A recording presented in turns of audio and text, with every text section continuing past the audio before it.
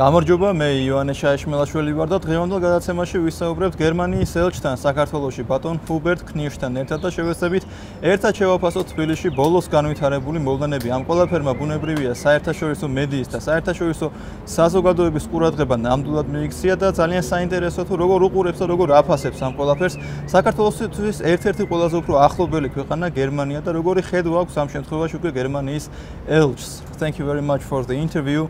I appreciate it. Well, first question, let's make a general question. What would you say about these recent developments in Georgia that took attention of whole international media and political society? Well, we are dealing with a number of difficult and serious issues in Georgia.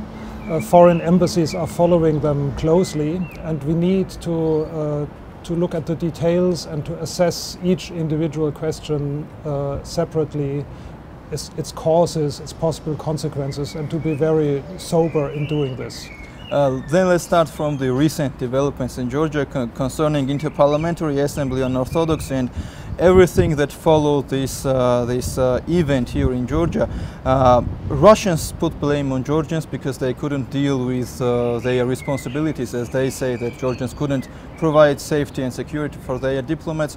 Georgians put blame on their government because they made such a, as they say, clumsy mistake. What do you think? What caused all this unrest here in Tbilisi? Well, I think that these were events that were not planned by anybody to happen in this way, and they are not good for anybody. The best in such a situation is usually to move on and not to make things worse by dwelling on them and by reacting very harshly to each other. So what would be your advice in this situation to Georgians? Because as we see these recent days, every evening we have demonstrations, sometimes violent, sometimes fortunately not violent. But what would be your advice? I'm very glad that the demonstrations have been non-violent in the last days. I have seen the violence last Thursday night, and after that it became much more quiet, and these became real demonstrations where people express their feelings and their demands. About how to deal with this situation, I have always been impressed by how Georgians as a nation, as a people, relate to Russians, to Russian visitors, to Russian guests, also to Russian culture like movies, books, literature and so on. Georgians are very open to everything Russian, and they make a clear distinction between the policies of the Russian state, which are wrong when it comes to dealing with neighbors, when it comes to the torn away regions of Georgia. But for example, speaking about films, recently in Georgian cinemas it was banned to broadcast films in Russian. How do you think, was it correct step from Georgian society and this cinema association? I'm afraid that this step will be misinterpreted by Russian media and maybe by Russian propaganda as a ban on Russian culture in Georgia. This is not really the case, but the Russians will tell each other that Georgia has now banned films like Mimino, and they don't want to watch that anymore. And they will misinterpret it in this way. It would have been better to wait and to take decisions a little bit later. How proportionate was the answer from the Georgian society and from the Georgians in general? Because speaking about outcry and demonstrations in Georgia, that in the Western media, not only in Western media, was dubbed as an anti-Russian protest, and in fact it was partially anti-Russian, but it was also anti-government protest. How reasonable and proportionate was the street protests? As far as I understand, and of course I don't understand Georgian so well, so I cannot follow all the speeches, but as far as I understand, this is yet not an anti-Russian protest directed against the Russian people and Russian culture, Russia as a country, but it is a protest against Russian policies.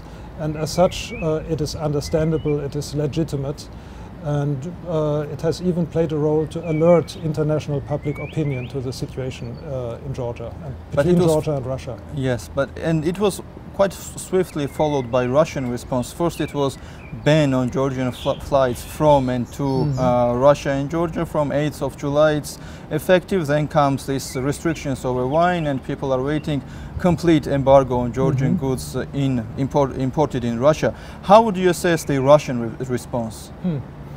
Well, Germany and our Western partners, we have quite an experience with economic sanctions. And the lesson we have learned is to apply sanctions only if you know exactly what you want, if you have a very precise demand. Like we imposed sanctions after Russia annexed Crimea, and it was very clear, it is very clear what we want of Russia. The Russian measures that were taken now seem to be an emotional reaction, and I consider them ill-advised. Some people think that it's rather not emotional, but rather kind of intentive steps to weaken Georgian state and Georgian economy.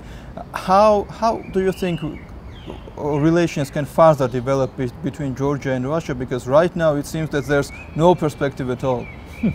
The Russians have continuously told us that our sanctions have only strengthened their national determination. And it is clear that Russian measures will have an impact on Georgian society, and the spirit of standing up to Russia, resisting Russia, will become stronger. And also in Russia, let's not forget, Russians like to travel to Georgia. Millions of Russians have been here over all these years, and they do not like to be prohibited from visiting Georgia. There is quite a reaction in the Russian social media, I hear. This will be interesting to follow. How do you see prospect of Georgian-Russian relations, looking all these recent developments in Tbilisi? How do you think, is there a perspective to normalize relations between Russia and Georgia again? Well, normalization is of course to be desired, but normalization would not mean going back to the situation of last week. It would mean to address all the issues that are on the table and that are pressing between Russia and Georgia. For many years we have conducted the Geneva international discussions, and nothing has moved, no progress is visible. I think that all sides can make more efforts in these discussions, and that is what is needed for normalization also between Russia and Georgia. And let's not forget that this also has a Georgian-Abkhaz dimension, that dialogue between the societies is also needed.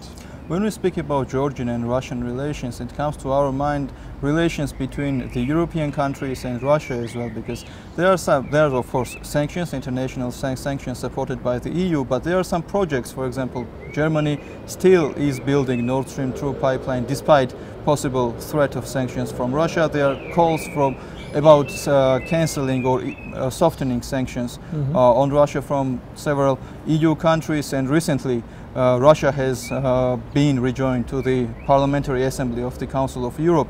What would be your advice to Georgians regarding relations with Russia? After the annexation of Crimea, we discussed very precisely with our allies in Europe and with the United States what economic sanctions should be taken. A lot of options were on the table, some options were taken and others not. And the Nord Stream pipeline is not covered by these sanctions that were jointly agreed. So this is a project that continues. As to the Council of Europe, I think it is important to maintain this institution and to maintain Russia in it. Working in Moscow, in the German embassy, I have observed that the verdicts of the European Court of Human Rights were very important in Russia in defending human rights in this country.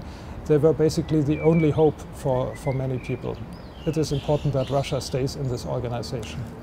Today, in this situation, it seems like Russia did everything against Georgia, and in this situation, if we're looking at a bigger picture, should Georgia do anything, or should Georgia do anything at all to normalize or make a step to normalize relations with Russia, or just take a time and see what happens and how situation and events develop? The first thing Georgia should do is to maintain its good relations with Russian people, with the Russian visitors here in the country, and they are still here, and I hope that a large number of them will also come in the future. And every Georgian can make a contribution here and increase the soft power of Georgia by talking to Russians, by explaining Georgian points of view, and many Russians will understand this. This is actually a super opportunity for people to maintain people-to-people relations. People-to-people diplomacy, I would call it. And when we speak about demonstrations, it's not only relations between Russia and Georgia that's soured, but also there are opposition parties and politicians who try to use these demonstrations for their own political aims and targets. What can you say about political side of these demonstrations? Well, the right of assembly, the freedom to assemble and to demonstrate is a very important fundamental right. It has to be safeguarded. It is a right for everybody. And it is equally important that this right not be abused, for example, through making demonstrations violent. A violent demonstration is like wine that turns into vinegar. It becomes useless at the same moment, and it defeats its own ends.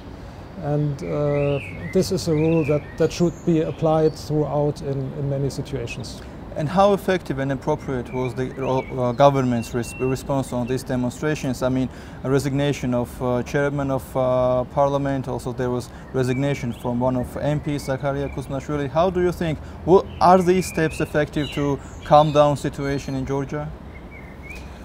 I think the most important step was the announcement to pass, or to be ready to pass, to a proportionate election system. This is something that the opposition parties had demanded.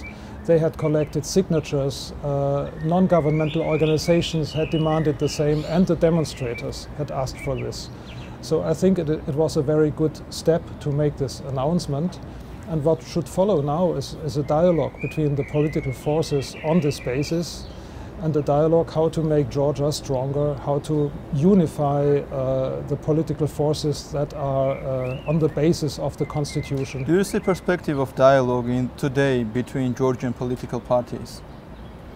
I think between some political parties, and actually as European ambassadors we have worked a lot in the past days to motivate political forces to work together.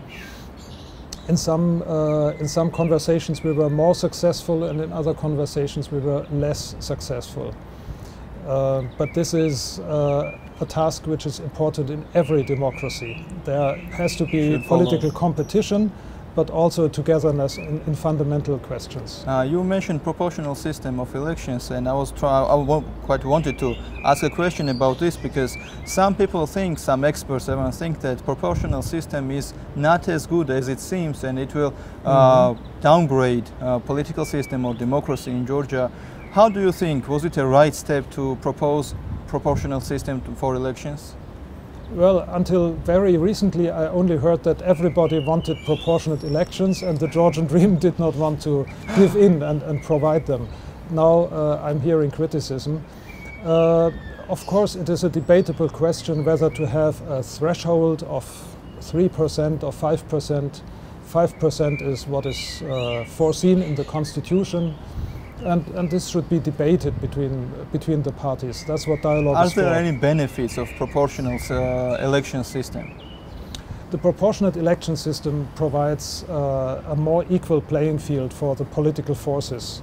With the present election system, which is actually quite similar to the election system in Russia, the strongest party wins a very strong majority in parliament.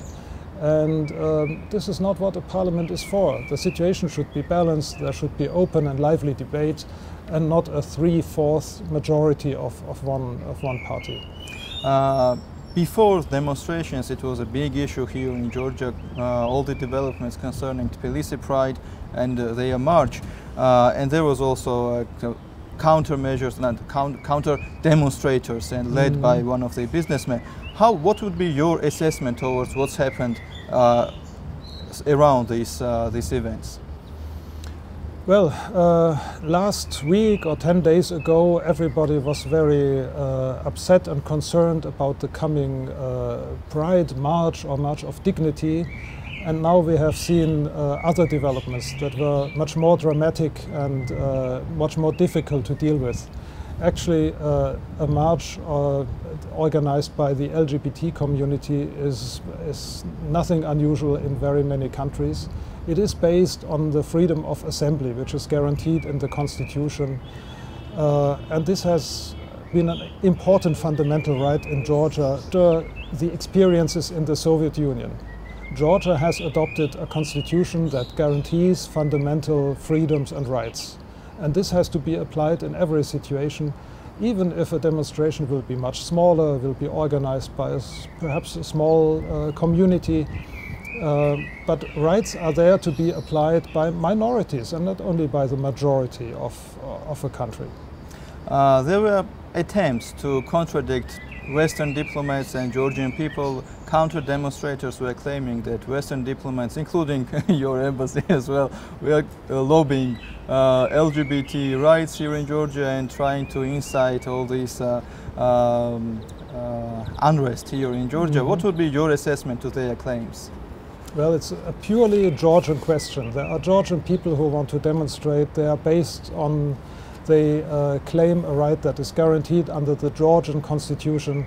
And I really do not see that foreign embassies introduce anything into Georgia which is foreign in this country. And going to the end of the interview, I'd like to ask to look at the bigger picture, what has happened in Georgia in these recent days. Looking at the bigger picture, how would you assess what has happened in Georgia? What kind of people are living here in Georgia? Some experts even say that Georgians are a bit emotional and it's easy to agitate on emotions. What would be your assessment? Well, true enough, Georgians are emotional at some points. But, and that's not problematic. This is a very good national characteristic and everybody loves Georgians this way, including the Russians, by the way. What was problematic in the last days was an inclination to use violence for political ends. And there seems to be a sort of idea with some people that violence is usually but prohibited. But if it is political, it should be allowed, because a revolutionary spirit should be allowed to reign. And this is simply not true, and Georgia should take a big step back and away from political violence.